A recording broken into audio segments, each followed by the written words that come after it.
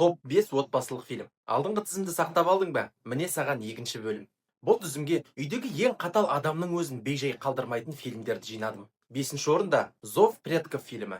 Алясканың қатал табиғатындағы адам мен иттің достығы туралы өте әсерлі хикая. Визуалы мен табиғаты сондай әдемі, экраннан көз айыра алмайсың. Төртінші орында Маленькая мисс Счастье фильмі.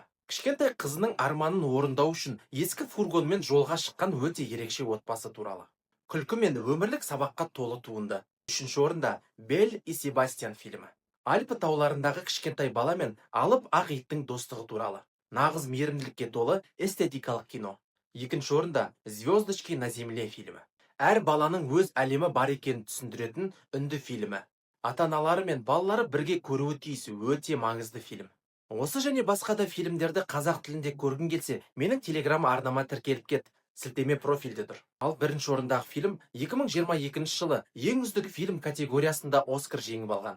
Саңыраулар отбасындағы жалғыз құлағы еститін қыздың қиын таңдауы мен арманы туралы фильм.